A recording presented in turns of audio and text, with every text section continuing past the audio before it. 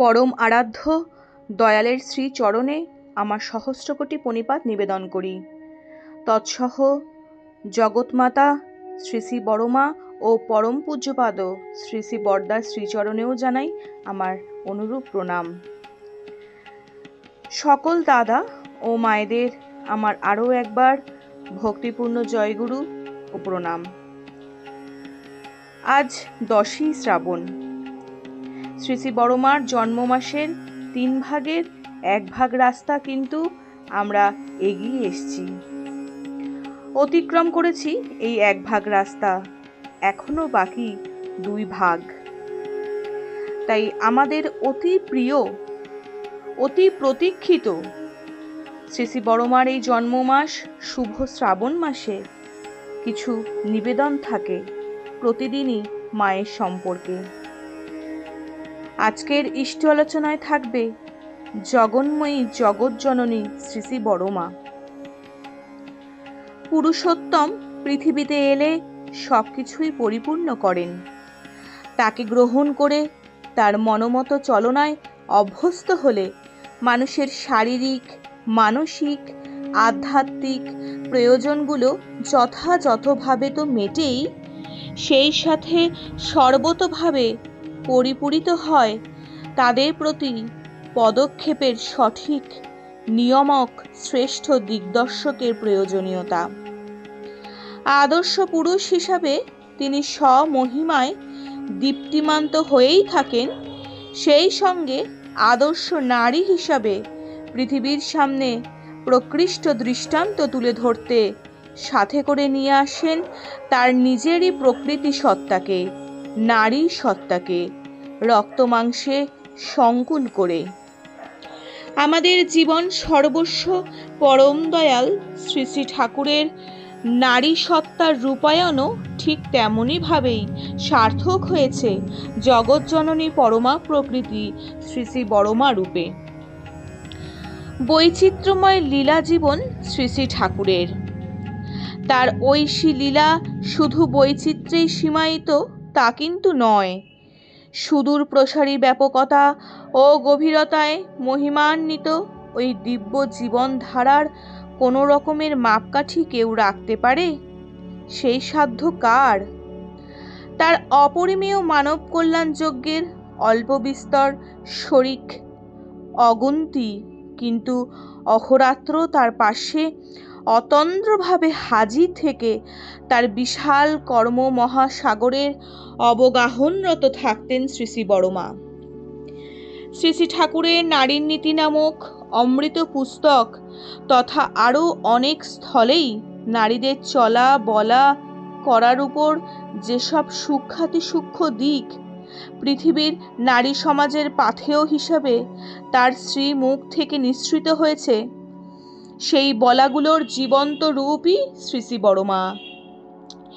নিষ্ঠা, শুশ্রূষা, সেবা, সাহায্য, সংরক্ষণ, প্রেরণা ও সুপ্রজনন ইত্যাদি যেসব অলঙ্কারে পরম দয়াল নারীদের ভূষিত হতে বলেছেন তা মূর্ত হয়েছে বড়মার মধ্যে পরিপূর্ণভাবে।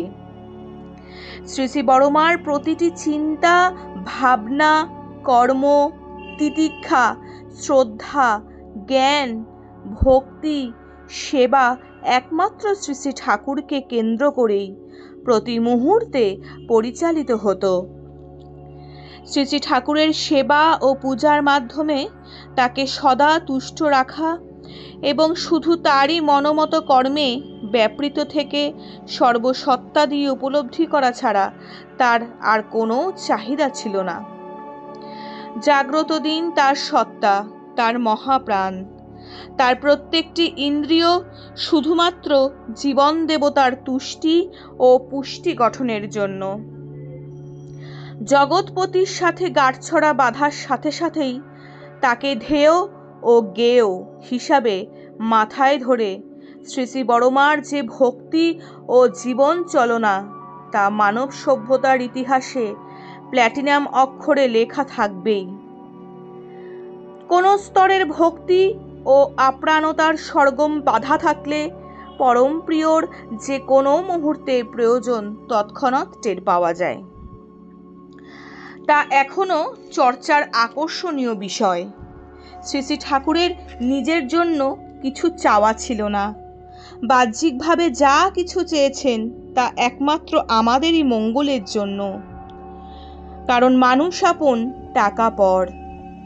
তার কাছে মানুষই ছিল সর্বশ্রেষ্ঠ এবং সর্ববিদিত, সর্বচাহিত। এক হাতে কিছু নিয়ে আবার অন্য হাতে অন্য কাউকে দিয়েই দিয়েছেন। এমনই অনেক কিছু চাওয়া মেটাতে অনেক সময় অন্যরা ব্যর্থ হলে যার কাছে গিয়ে তা পূর্ণ হয়েছে তিনিই হলেন শ্রী শ্রী বড়মা। লক্ষ্মীর ভাণ্ডার যে অনন্ত, তা পৌরাণিক গল্পের ছাপা অক্ষর থেকে বাস্তবে রূপ নিতে দেখা দিয়েছে বারংবার। তৃপ্তিতে তৃপ্তিতে ভরে গেছে পরম দয়ালের পরম দরদি মন।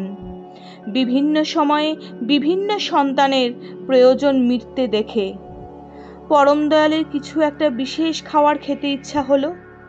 কথাটা বেরোতে না বেরোতেই যেভাবে অতি অল্প সময়ের মধ্যে সব কিছু জোগাড় করে রান্নাবান্না করে শ্রী শ্রী বড়মা তা নিবেদন করতেন, তা অতি মানবিক পর্যায়ে নিষ্ঠা ও কর্মক্ষমতা ছাড়া সম্ভব নয়। শ্রী শ্রী ঠাকুরের বা শ্রী শ্রী ঠাকুরের নির্দেশিত কারোর কোনো বিশেষ জিনিসের সময় মতো যোগান দেওয়ার জন্য অসংখ্য দুষ্প্রাপ্য জিনিস সংগ্রহ করে পরম যত্নে একটা আলাদা ঘরে গুছিয়ে রাখতেন তিনি। অকালে কত কিছু চাওয়া মাত্রই চটজলদি হাজির করে পরম দয়ালের প্রয়োজন মিটিয়ে তাকে স্বস্তি দিয়েছেন। এইরকম ভুরি ভুরি ঘটনা জনশ্রুতি হয়ে এখনো লোকমুখে ঘোরাফেরা করে থাকে। এমনই একবার শ্রী শ্রী ঠাকুর সজনের ডাঁটার তরকারি খাবার ইচ্ছা প্রকাশ করেন। সেই সময় সজনের ঋতু ছিল না। অনেক খোঁজাখুঁজি করেও কোনো ব্যবস্থা না হওয়ায় সবাই শ্রী শ্রী বড়মার দ্বারস্থ হলেন। শ্রী শ্রী বড়মা চোখের নিমেষে তার সযত্নে রক্ষিত কৌটো খুলে বের করে দিলেন শুকিয়ে রাখা সজনের ডাঁটা।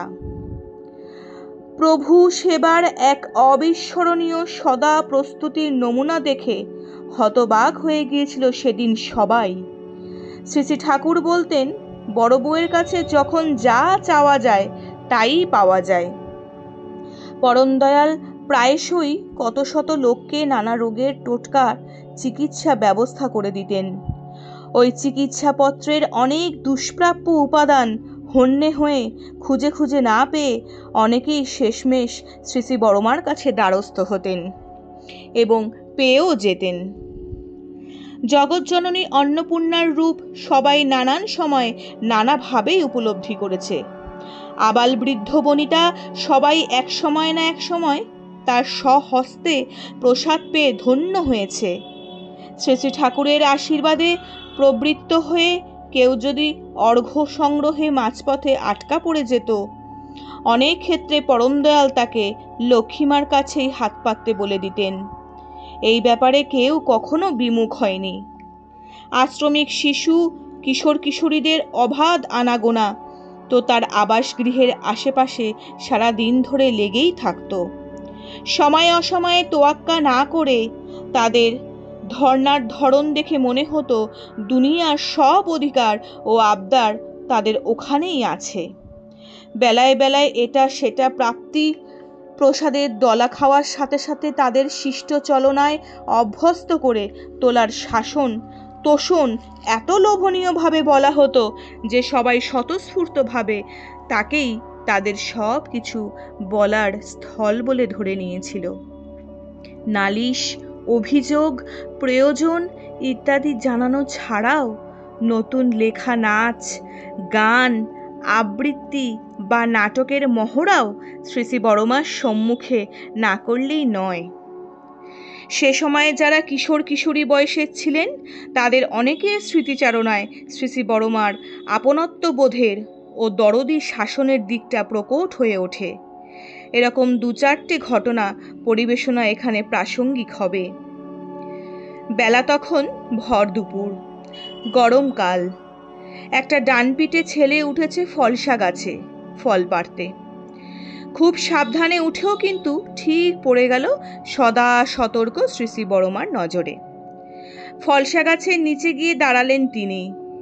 স্থির দৃষ্টিতে ওপরের দিকে তাকিয়ে গম্ভীর অথচ শান্ত গলায় বললেন, নেমে আয়, আস্তে আস্তে নামিস। কোনো রকমের হম্বিতম্বি নেই, কারণ এতে যদি ভয় পেয়ে হাত পা ফসকে নিচে পড়ে দুর্ঘটনা বাঁধিয়ে ফেলে। এছাড়াও ভর দুপুরে গাছে উঠে ফল চুরি করতে যাওয়ার রাগ হয়েছে বটে, কিন্তু অত্যন্ত বিচক্ষণতার সাথে ঠান্ডা গলায় আস্তে আস্তে নামার আদেশ। যদি পালাবার ধান্দায় তাড়াহুড়ো করে নামতে গিয়ে পড়ে যায়। নামার পরপরই ডান পিঠে ছেলেটা ভাবছিল কেটে পড়ব বলে, কিন্তু দায়সারাভাবে ফল গাছ থেকে ফল চুরি করা থেকে নিরস্ত করেই এ জগতের সবার মা কি আর তাকে ছেড়ে দিয়ে খালাস হতে পারেন?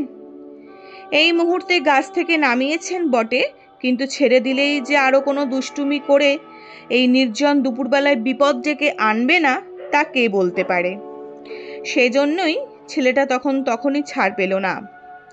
শ্রী শ্রী বড়মা নিজে যে খাটে দুপুরে বিশ্রাম করতেন, ছেলেটাকে শাস্তি দেবার ছলে ওই খাটের নিচে বসিয়ে রেখে সারা দুপুরের জন্য আটকে দিলেন।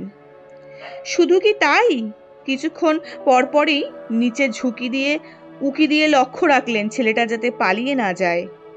দুপুর গড়িয়ে বিকেল হওয়ার পর পেট পুড়ে জল খাবার খাইয়ে সোনা রে, মানিক রে ইত্যাদি সম্বোধনে তোয়াজ করে ওসব না করার 3 দিব্যি করিয়ে তবেই তাকে ছাড়লেন।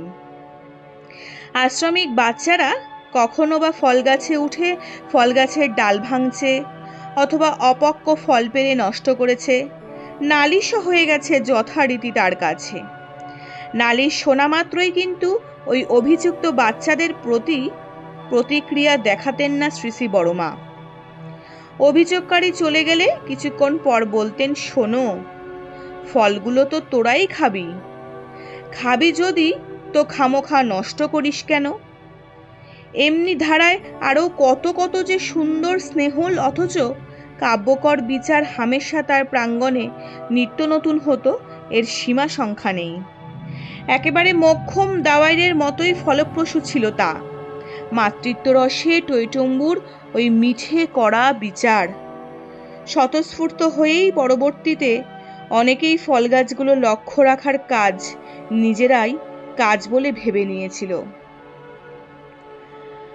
বর্তমানে সৎসঙ্গের একজন বিশিষ্ট ভারপ্রাপ্ত কর্মীর ছোটবেলাকার এক ঘটনাও ঠিক উপরিউক্ত দিকটি তুলে ধরে। শ্রী শ্রী বড়মার রান্নাঘরের পেছন দিকের আম গাছে তখন আম পেকে আছে। একদিন দুপুরবেলায় বন্ধুদের নিয়ে আম পাড়ার জন্য ওই কর্মী ওখানে হাজির হলেন। ঢিল ছুঁড়ে আম পাড়ার প্রয়াসও যথারীতি শুরু হয়ে গেল। শ্রী শ্রী বড়মা রান্নাঘরে কাজে ব্যস্ত ছিলেন। ঢিল ছোড়ার শব্দ কানে যেতেই জানলার দিকে তাকিয়ে বললেন, কে রে বলে হাঁক পাড়তেই বালকরা ছুটে পালালো। পরের দিন সকালে ঠাকুর প্রণাম করে বড়ালের দালান থেকে ওই কর্মী বেরিয়ে আসতেই পাশের ছোট ঘর থেকে শ্রী শ্রী বড়মা ওনাকে ডাকলেন। কি হবে না হবে এই নিয়ে 7-5 ভাবতে ভাবতে ভীষণ ভীত সন্ত্রস্ত মনে গুটি গুটি পায়ে শ্রী শ্রী বড়মার কাছে যেতেই চমকে উঠতে হলো তাকে। এ কি, কোনো ধমক টমক গালমন্দ কিছুই করলেন না যে উনি, বরং হাতে বেশ কয়েকটা পাকা আম দিয়ে বললেন, কাল আম চুরি করতে গিয়েছিলিস ক্যা? জগৎজননীর এই স্বর্গীয় স্নেহ সুষমাসিক্ত অনুশাসনে নির্বাক হয়ে শুধু 2 চোখ ভরা জল নিয়ে বাড়ি ফিরেছিলেন সেই দিনের সেই কর্মী। আমাদের জগৎজননী সর্বতোভাবেই ছিলেন এক অতুলনীয় মাতৃত্বের জগৎজয়ী মাতৃরূপিণী, আর মাতৃরূপেই মা এসেছিলেন এই ধরার বুকে। এই ধরণীতে এসে তিনি সর্বটা সময় প্রতি পদক্ষেপে মানুষদের কাছে দৃষ্টান্ত হয়ে রয়েছেন। কিভাবে চললে, কিভাবে বললে, কিভাবে কি করলে মানুষকে সন্তুষ্ট রাখা যায়, সংসারের দিকও সামলানো যায়, স্বামীকেও আগলে রাখা যায়। তার অতন্ত্র প্রহরীর মতো দৃষ্টি থাকতো স্বামীর দিকে। তিনি কি পছন্দ করতেন, কি ভালোবাসতেন, তার খাওয়ার দিক, তার শরীরের সমস্ত খোঁজ খবরের দায়ভার ছিল এই জগৎজননীর ওপরে। আবার কেউ ভুল করলে তিনি কিন্তু তাকে শিক্ষা দেওয়ার জন্য কটু কথায় নয়, মিষ্টি কথা দিয়ে সুন্দরভাবে সেই শাসন বিচার করতেন, যাতে তার মনে কোনো কষ্ট না লাগে। আমাদের বড় মা ছিলেন এমনই এক মহিয়সী, যাকে দেখে আমাদের শিক্ষার অনেক কিছু আছে শিক্ষণীয়। সহজে যেন আমরা না ভুলি জগৎজননী মায়ের কথা, তার জীবন চলনা, তার বৈচিত্র্যময় লীলা জীবন শ্রী শ্রী ঠাকুরের সাথে বিবাহের পর থেকেই যেন শুরু হয়ে গেছিল। আর এভাবেই তিনি চলতে চলতে কখন যে সংসারে আমাদের মা হয়ে উঠেছিলেন বড় বউয়ের থেকে, তা বলা বাহুল্য। আমরা আগেও বহু ঘটনার মধ্যে দিয়ে তা জেনেছি এবং আরও জানব ভবিষ্যতে বিভিন্ন ঘটনার মধ্যে দিয়ে। তাই আজ এই পর্যন্তই। সবাই সুস্থ ভালো থাকবেন। দয়ালের রাতুল চরণে আপনাদের সকলের জন্য কল্যাণ কামনা করি। সবাইকে আরও একবার আমার জয়গুরু। বন্দে পুরুষোত্তমম।